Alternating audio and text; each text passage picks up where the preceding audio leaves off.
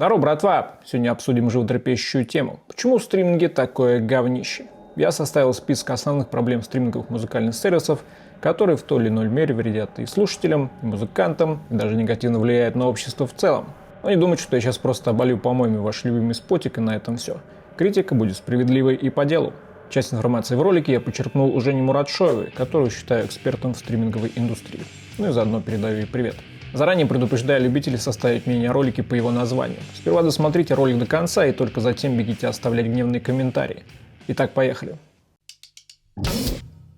Первая основная проблема – стриминги фактически монополисты. Около 70% пользователей стримингов тусуются в так называемой большой четверке. Spotify, на который приходится почти половина всего пирога, Apple Music, Amazon Music и YouTube Music. А где-то рядом доедает объедки Яндекс.Музыка. Всего стримингами только на Западе пользуются более 600 миллионов человек, то есть до хрена. Если что, эти цифры мне подсказала всезнающая нейросеть, так что это еще нужно проверять. Такая ситуация может повлечь негативные последствия. Чтобы не терять свое положение, корпорации могут вступить в сговор, или джентльменское соглашение. Компании не стремятся обогнать друг друга в бесконечном соревновании, а просто имеют определенную долю рынка и блаженно стригут купоны со своей пастой. Соответственно, пользователи оказываются во власти кучки коммерсантов, которые диктуют свои условия на правах сильного и не желают глобально что-либо менять. Вторая проблема вытекает из первой. Стриминги захватили музыкальную индустрию. В аналоговые времена музыкальный рынок не принадлежал узкой прослойке бизнесменов. Было множество точек распространения, к примеру, радио и печатные журналы. Конечно, были и мейджоры, к примеру, Warner Music, но вместе с ними сосуществовали относительно мелкие лейблы, также имеющие вес. К примеру, Sub Pop, известный как проводник ранжа в массы, стартовал именно как андеграундный инди-лейбл, развивший свой успех естественным путем. Или те же Earache Records, ставшие колыбелью грайндкора. То есть музыка распространялась свободно, и слушатели могли выбирать между множеством рекомендаций. Сейчас, когда предложение ограничено несколькими сервисами, это выливается в неприятную ситуацию, когда могущественные корпорации действуют по своему усмотрению, ни с кем не считаясь. К примеру, решают, может ли конкретный исполнитель или альбом присутствовать в библиотеке. То есть ваши песни могут удалить по различным, подчас неоднозначным причинам, как, например, произошло с каталогом кей-поп лейбла Kakao M, который снесли то ли из-за истечения лицензии, то ли из-за конфликта, непонятно. Из этого вытекает третья причина. Музыка не принадлежит слушателю.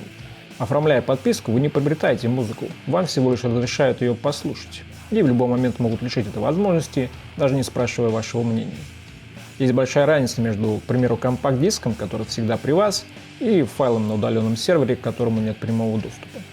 Более понятная аналогия – доставка еды, где выбор продуктов, да и в целом возможность подкрепиться, зависит от поставщика, а не лично от вас. В холодильнике же еда в прямой доступности. Доставай и ешь. Илон Маск, походу ебанулся, налутал миллиарды бабла и надулся как гусь. Типа, блять, авторитет. Денег, сука, много, а ума что-то нет. Правительство Трампа влетел с двух ног. Бегает повсюду как единорог. Надеюсь, ему скоро вставит дико пиздюлей. И жить станет лучше, жить станет веселей. Проблема номер 4. Нельзя слушать музыку в режиме инкогнито.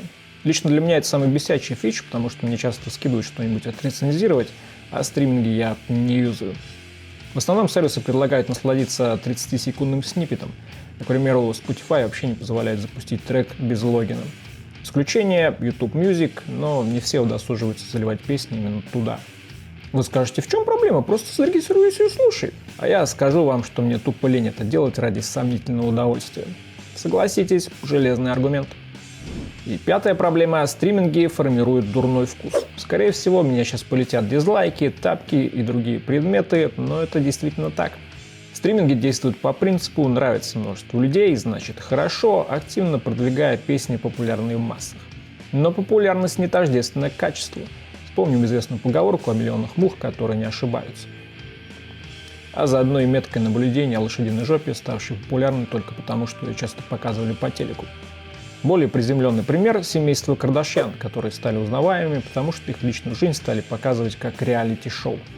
Глобально с этим ничего не поделаешь, это естественное следствие работы алгоритмов. Но можете посмотреть мой ролик о том, как отделять хорошую музыку от плохой. Он поможет вам сформировать отличный музыкальный вкус. Можно добавить такие мелочи, как деградацию людей, которым становится лень искать что-либо самостоятельно, большое количество цифрового мусора, забивающего интернет информационным шумом, или несправедливую систему роялти, хотя на самом деле эта претензия не объективна. Но тогда бы ролик вышел на час, а мне лень запоминать столько текстов. Но если вы хотите продолжение, маякните в комментариях. Ну что, друзья, надеюсь, видос вышел достаточно убедительным. Если вы в чем-то не согласны, не стесняйтесь, сообщите об этом в комментах. Но помните, что критика должна быть аргументированной, поэтому все претензии не по делу я буду пропускать, а самых хамоватых посылать на все 4 стороны. Если же ролик вам понравился, то влепите ему лайк, можете также подписаться на канал. Видео выходят нечасто, но темы поднимаются интересные. Кроме того, можете заценить другие мои проекты, например, 2 телеграм-канала, одноименный контркультурный гид, куда я пощу всякую нишевую всячину, и Rubbish Music, где рассказываю о топовых группах в различных экстремальных жанрах. Между прочим, там уже почти 1000 подписчиков. Также у меня есть музыкальный тикток с моим восхитительным вокалом и шорт с модными обзорами. Ссылочки есть в описании. Спасибо всем посмотревшим, вы провели время не зря. До скорых встреч на самом модном антимузыкальном канале YouTube.